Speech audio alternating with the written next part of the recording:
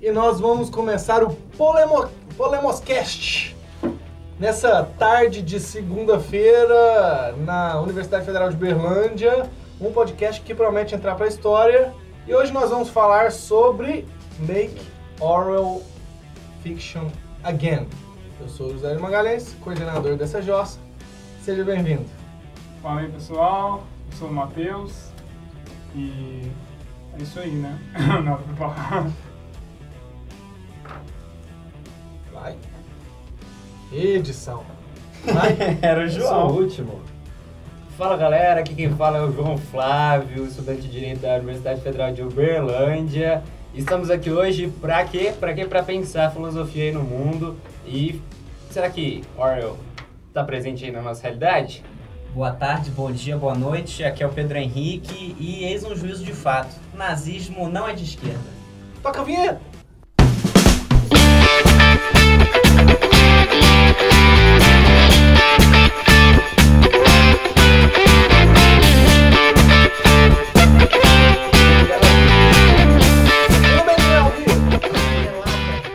Professor José de Magalhães, dá uma palhinha aí pra gente. Bom, nós estamos aqui com esse novo projeto, o Polemoscast, né? E o Polemoscast, só para a gente fazer uma digressão inicial, ele é fruto de um projeto maior, que é o projeto Política, Imaginação, Futuro, desse grupo de pesquisa chamado Polemos, Grupo de Pesquisa em Conhecimento e Política, que a gente resolveu entrar no mundo virtual. A gente resolveu entrar no mundo virtual, a gente resolveu fazer essa discussão no mundo virtual. A gente está principalmente eu, meio viciado em podcast. A gente acha que tem que entrar no YouTube. O João Vitor já é dono de um canal, vai monetizar em breve, o João Vitor. E aí a gente resolveu fazer isso para a gente dar vazão para as nossas pesquisas, para aquilo que a gente pensa, para as coisas essenciais. Nós somos um grupo de pesquisa da Universidade Federal de Uberlândia, mas nós somos um grupo de pesquisa especial, né? Nós temos aí uma especialidade porque nós somos pessoas estrogonoficamente qualificadas e nós vamos fazer uma discussão sobre política, filosofia e adjacências. Arte, porque nós temos duas pessoas aqui também bastante... Três pessoas aqui que mexem com arte, são bastante arteiros, como diria a minha avó, e nós vamos discutir todos esses temas e do porquê, né, na verdade, filosofia, política precisa ser discutido diariamente, precisa ser discutido com lentes rigorosas. Então nós vamos fazer uma mistura aqui de discussão séria, demorada, mas ao mesmo tempo rigorosa sobre as coisas, né? E Make Oral Fiction Again, porque a gente está vendo um cenário político, jurídico, que tem paradigmas distópicos, ou seja, nós estamos cada vez mais, por conta da internet, com a privacidade violada, nós estamos cada vez mais sem condução das vidas comunitárias, a gente não consegue mais entender, nós estamos cada vez mais vivendo o que os autores chamam de patologia da representação, ou seja, existe uma relação não saudável entre os cidadãos e os representantes, principalmente quanto ao poder legislativo. Então, nós vivemos esse processo, que é um processo difícil, e que a gente acha que, como integrantes de uma universidade pública, ainda gratuita e de qualidade, a gente tem que contribuir para as pessoas de fora da universidade e de dentro da universidade a compreender melhor as coisas e a pensar com clareza.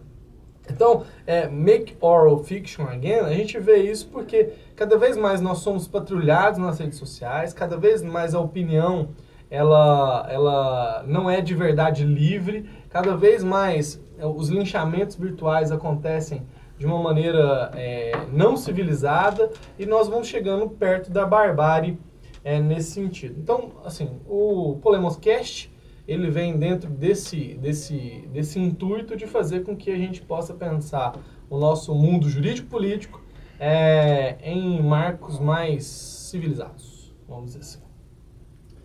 E para você, senhor e senhora que não conhece a obra 1984 de George Orwell, nós vamos dar um breve resumo aqui, sem spoilers, por favor, sobre essa obra. Escrita em 1948 por George Orwell, 1984 é um dos principais romances distópicos do século XX, ao lado de livros como O Admirável Mundo Novo, Laranja Mecânica, e é tão presente na nossa realidade de hoje que dá nomes a programas como Big Brother Brasil, programa supercultural aí presente na nossa realidade.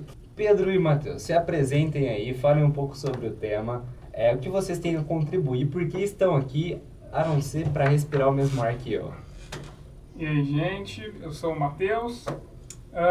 E para começar a apresentação do 1984, eu gostaria aqui de falar uma frase do livro, né? Matheus, o que você faz, Matheus, da vida? Verdade, né? Eu sou estudante de Direito da Universidade Federal de Uberlândia. Tenho 19 anos, enfim, e participo aqui do programa. Você só faz isso da vida, Matheus? Não, eu vou continuar aqui. Participo também do programa de pesquisa, Polemos. Eu tenho aí minhas inclinações musicais também, mas enfim, eu gosto desse universo da filosofia, da política, e eu estou muito contente que esse podcast, né, pôde ser concretizado agora.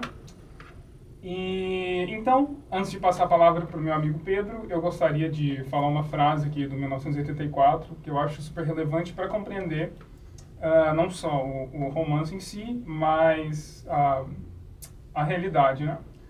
Vamos lá. Se quiser governar e continuar governando, a pessoa deve ser capaz de deslocar o sentido da realidade, né? Mais pra frente a gente conversa um pouco mais sobre isso. Eu passaria a palavra para Pedro Henrique Bangu. Bangu não, Padre Miguel, que era do lado de Bangu lá no Rio. Aqui é o Pedro Henrique, vou estar participando aqui hoje. Vulgo subúrbio do Rio de Janeiro? Como é que é? Ah, não, Pedro Henrique? Vulgo carioca. Vulgo Carioca com muito orgulho. Carioca com muito orgulho, apesar de ser uma terra sofrida, não vou negar não. Vou participar aqui hoje, mas para a alegria dos meus amigos, não vai ser todo episódio que estarei presente. Ainda bem. Me chamaram aqui hoje, acho que porque sou apaixonado por 1984, porque sou apaixonado por literatura e porque... sei lá, eles queriam ouvir minhas reflexões sobre como que a arte inspira a vida e não só a vida inspira a arte, ou como que, na verdade, ninguém está à frente do seu tempo e o que o Orwell fez foi uma grande representação de algo que já estava latente no espírito, né? Então, com a benção de Hegel, que seja um excelente podcast. Uma breve apresentação aqui sobre a pessoa que vos fala. Meu nome é João Vitor Flávio, sou estudante de Direito aqui da Universidade Federal de Uberlândia, tenho um canal no YouTube chamado E Agora é Jovem, depois de muitos inscritos... Jabá! O primeiro jabá foi do professor José de Magalhães. Tem muito ainda, gente. Faço parte do coletivo de teatro junto ao Pedro Henrique Brasil Ralé. Yes! E estou aqui porque, num mundo, como diria o Humberto Eco, o drama da internet é ter dado ao idiota da aldeia o poder da verdade. E aí nós estamos aqui para combater esses idiotas das nossas aldeias. Talvez alguns governem por Twitter ou não. Então, continue ligado no nosso episódio do Polemos Cast. Vamos então, assim, para a gente discutir um pouco sobre quais são as coisas essenciais do 1984 e do porquê que ele tem significância para a leitura do panorama político hoje em dia. Eu acho que o 1984 tem duas coisas ou três coisas essenciais para a gente poder discutir isso. A primeira questão é daquilo que a gente chama de nova língua ou nova fala, né? Dependendo da tradução que vocês têm aí na sua mão, você vai ler nova língua e dependendo da tradução vai ser nova fala. Nessa edição que nós estamos aqui, ela é traduzida como nova fala. Por que é relevante isso, né? É relevante porque a nova fala, ela representa o limite de representação da realidade que a gente tem através das palavras. Então, quando a gente reconfigura a língua, a gente reconfigura a amplitude também do pensamento racional. E aí, como a gente reconfigura a amplitude do pensamento racional ou não, ou de qualquer linguagem, a gente pode ter mais ou menos amplitude na leitura dessa realidade.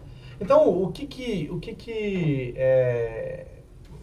no 1984 acontece? A nova fala progressivamente vai substituindo a língua comum das pessoas, para que as pessoas fiquem com menos possibilidade de questionar a realidade, porque a língua não permite que elas questionem a realidade. Isso é relevante porque hoje em dia nós vemos também uma distorção de conceitos, não com a adoção de uma língua nova, mas com a distorção dos conceitos que a gente já tem. Então, por exemplo, a gente viu aí nos últimos tempos a discussão sobre direita e esquerda feita de maneira completamente imprópria, tanto da direita quanto da esquerda. Parece que não se sabe o que significa direita e esquerda, por exemplo, e aí o debate acaba sendo assim, quem vai ter o monopólio da virtude? A direita tem o monopólio da virtude, a esquerda tem o monopólio da virtude, e tudo aquilo que não for virtuoso é colocado no saco do outro. Então a discussão que nós tivemos sobre se o nazismo é de esquerda ou de direita, recentemente, tem a ver com isso. Então, assim, o nazismo é um movimento eminentemente de extrema-direita. Isso quer dizer que está um pouco na conta da direita um movimento como o nazismo.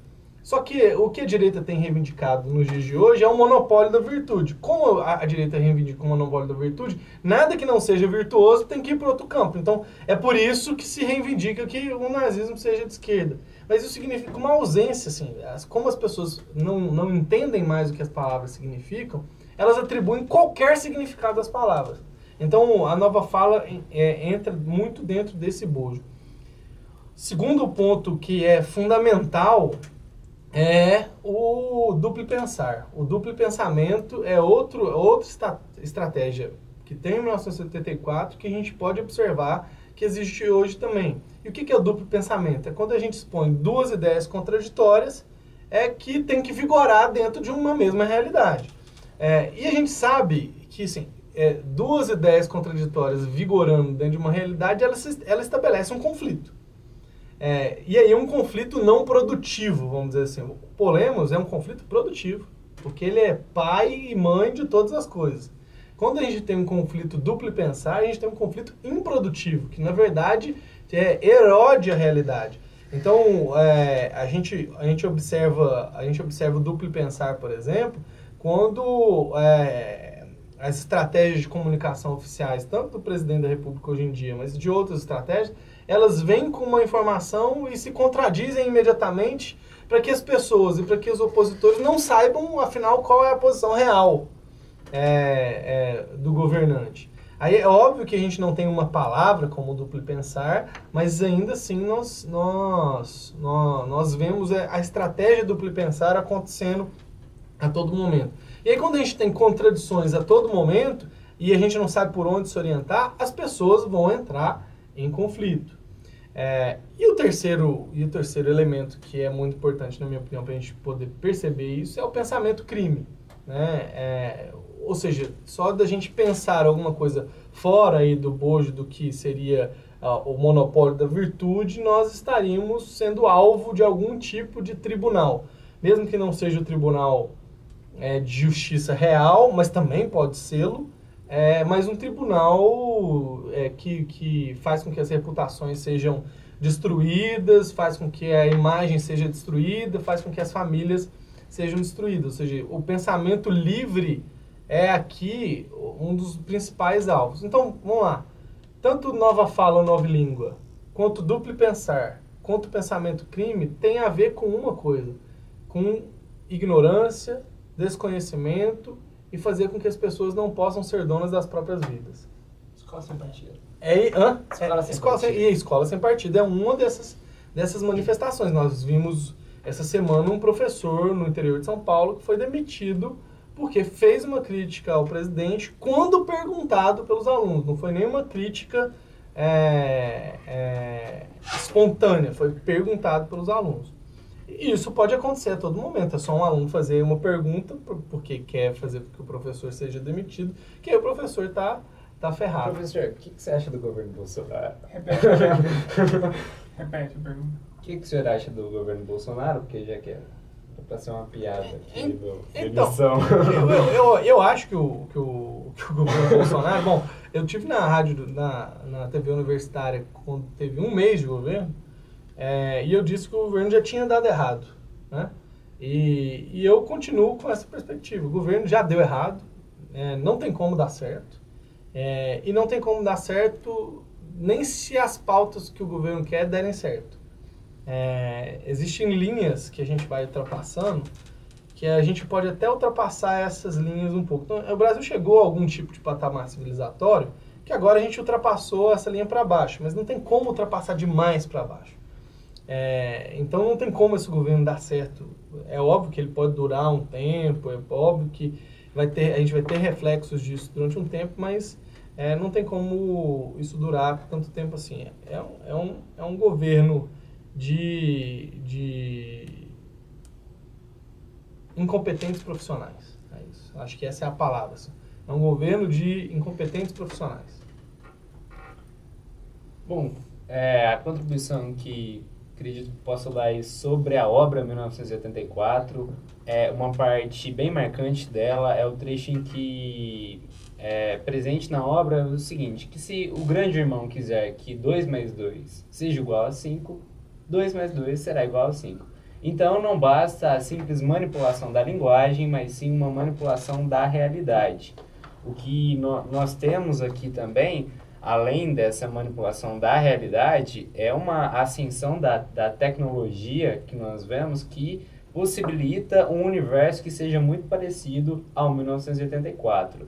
Um elemento bem marcante na obra são as teletelas, em que tudo observam esses sujeitos, nem sequer podemos chamar de cidadãos, né, professor, que estão ali, que são os personagens do universo de Oceânia. Talvez nem de sujeitos. Então esses seres, esses meros figurantes aí, eles são observados a todo tempo. E aí eu deixo o questionamento aí. Será que o algoritmo que nos recomenda no Facebook está nos observando? O que quem está usando esses dados? É um questionamento que fica aí tanto para o Pedro quanto para o Matheus, quem quiser começar aí. Aqui tem informação nesse podcast.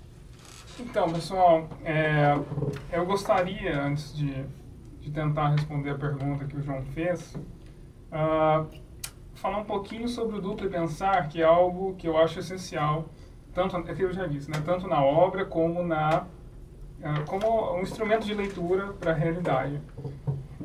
E assim, como o professor Magalhães havia dito, duas ideias contraditórias que convivem num conflito contraproducente na mente das pessoas, né, na alma das pessoas. Mas isso só é possível porque o partido ele consegue canalizar e manipular os afetos, né? Então, tanto que no final do livro, quase no final, spoiler, tá? O O'Brien diz para o Winston, né, que está naquele processo de tortura. Está naquele processo de tortura e para ser consertado, né, e para começar a pensar como partido, ele precisa, a última coisa que precisa ser feita com o Winston é que ele ame o grande irmão, né? Então aí vejamos a influência dos afetos. Até porque quando eles falam em duplo pensar, quando o Orwell escreve sobre o duplo pensar na obra, ele aponta que existe uma coisa consciente e inconsciente, né? Então vejamos, eu gostaria de, assim, eu entendo que a nova fala e, por exemplo, a destruição dos fatos históricos, como acontece na obra, são os fatos conscientes, né? Que as pessoas podem ver, né? Mas agora, para que elas acreditem nisso, elas precisam amar o grande irmão. Elas precisam estar mobilizadas afetivamente. Então, esse é o primeiro ponto que eu queria apontar, né? Agora, para tentar encaixar com a fala do João, o algoritmo, né, sobretudo nas redes sociais, ele consegue selecionar aquilo que a pessoa, né, que usa a rede social mais se assuntos, né, afins. E isso tira totalmente o contraditório producente, né, o contraditório que é interessante.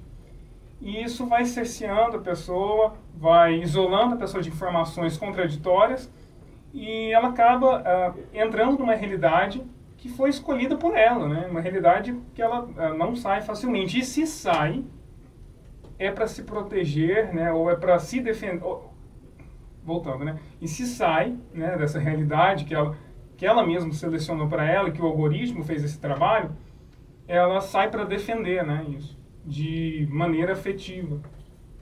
Então, isso, obviamente, é completamente triste e contraproducente no sentido político, né? Não há debate político em polarizações afetivas, né? É isso que eu gostaria de apontar. É um pouco um problema de conceito, né? A minha observação é a seguinte, desde pelo menos a Grécia Antiga, você já tinha pensadores ainda notáveis que problematizavam a democracia e os seus aspectos positivos, negativos, as suas qualidades, os seus defeitos, melhor dizendo, os seus limites, né? O que ela nos ofertava e o preço que ela cobrava. Quando Platão escreve a Apologia de Sócrates e ele entra para a história como um crítico da democracia ateniense, por que não da democracia em geral, é porque como a democracia é em si mesma uma ausência de monopólio da verdade, você tem algo que caracteriza toda a democracia, mas o que caracteriza, vai constituí-la, é que você não vai ter o dono da verdade, certo? Se nos regimes autoritários, totalitários, autocráticos e etc., a verdade ela é imposta, às vezes até legalmente, e aí, sem entrar no mérito de dizer se é legalidade ou não, mas ela é imposta pela força, você tem uma perversão da democracia, só que essa perversão hoje ela está um pouco diluída, um pouco difícil de encontrar essas fronteiras, porque é um fenômeno que Platão não viu, que Orwell não viu, que o nazifascismo não viu, que são as redes sociais, que é a internet. E a internet pode ser, talvez, a expressão máxima da democracia que a gente encontrou, porque agora não é a imprensa que está vinculando as informações. Você, em teoria, deu condições igualitárias para todo mundo produzir conteúdo, para dizer o seu ponto de vista, expor as suas razões, e conseguir uma repercussão, assim, inédita. Mas, por conta disso, você também vai ter um certo populismo demagógico, assim, como tinha na Grécia Antiga. Parece que é um fenômeno muito novo, só que, na verdade, você está vendo sofistas ganhando com a tecnologia nas mãos. Sofistas com tecnologia nas mãos. E quando você vê o presidente Bolsonaro utilizando o Twitter e outras redes sociais para desmoralizar a imprensa tradicional, para desacreditar a imprensa tradicional, você está vendo ele fundando uma nova realidade e ele se aproveitando desses mecanismos que estão, assim, na graça do povo, com a imprecisão que o termo povo me possibilita, nas graças do povo, em dizer que a imprensa monopolizava a verdade, justo, e agora ele, como alguém notadamente da classe popular, como alguém que pertence ao mesmo grupo que utiliza as redes sociais, né? Que ele não vai mais monopolizar a verdade. Só que quando ele faz isso, ele também está impondo outra verdade, que no caso é a dele, que não vai ser mais da imprensa tradicional. Só que, assim, se a gente vê que desde a democracia grega, a disputa política, né, na discussão e debate da verdade, ela é intrínseca, ela é incitar a democracia. O que a gente vê aqui é uma perversão do conceito, da ideia de verdade. Aqui a gente não está falando que um acha que é verdade e que o outro discorda. Porque o debate está tão pobre que a gente está rompendo a própria ideia que separa o que é verdade do que é mentira. E a gente, sabendo que algo é mentira, diz que aquilo é verdade e acha que, por ser político, a gente pode dizer que a mentira é verdade e que todo mundo tem que aceitar, porque detemos o poder. Então, é muito difícil isso, essa nova faceta, né, da linguagem das ideias no que diz respeito à verdade. Tanto que alguns autores, como Lima Vaz, Henrique Cláudio de Lima Vaz, um já falecido professor da Universidade Federal de Minas Gerais, ele escrevia sobre a multiplicação das linguagens e está levando a uma certa deterioração ética no relativismo da ideia de verdade, da ideia de justiça, da ideia de conhecimento, que pelo menos na antiguidade, pelo menos em Platão, eram decisivas. E que agora parece que não são mais. Parece que o que faz algo ser verdade e o que não é estar sendo dito por quem detém o poder ou quem não detém o poder. Como se deter o poder fosse a fonte de legitimidade da ideia. Sendo que a ideia, bom, todos nós a podemos ter. Então, a ideia é essencialmente democrática. Aqui, antes da gente passar para o próximo bloco, é importante a gente notar também a natureza do poder. E qual que é a natureza do poder? A natureza do poder não é a natureza do conhecimento acadêmico. Porque aqui a gente tem uma questão. O conhecimento acadêmico, científico, ele está buscando isso que, de uma maneira mais ou menos precisa, a gente chama de verdade. Se não existe propriamente uma verdade, existe uma busca por uma espécie de verdade no mundo acadêmico. Assim, ainda que a gente saiba dos jogos que também existem nesse campo chamado campo acadêmico. Mas a academia, de alguma maneira, tem essa busca mais ou menos sincera sobre isso que a gente chama de verdade. Já o poder, ele não tem uma busca por essa verdade. O poder, ele quer criar uma realidade teleológica, ou seja, uma realidade daqui para frente. Então a realidade como ela é para o poder é menos relevante do que a realidade que o poder quer criar daqui para frente. Então ou seja, o buraco negro, o poder na verdade é um buraco negro para a verdade, vamos dizer assim. Porque ele suga a verdade em detrimento dos seus interesses. Buraco negro, que teve aí a primeira foto revelada recentemente. Aqui tem informação também. Vai ter a imagem. Então é mais ou menos isso para a gente entender do porquê que às vezes existe essa, de tempos em tempos, essa tendência do poder, não só em manipular a verdade, que a manipulação do conhecimento ela é típica de qualquer poder, mas em distorcer a realidade de uma maneira muito profunda. Muito bom. Contribuindo aqui para o pensamento exposto pelo Pedro, pelo Matheus, pelo professor José de Magalhães, o Noam Chomsky, excelente intelectual lá dos Estados Unidos, tem uma frase que pode casar muito bem com o nosso debate aqui, que é: a mídia ela está para a democracia, assim como o porrete está para os regimes totalitários.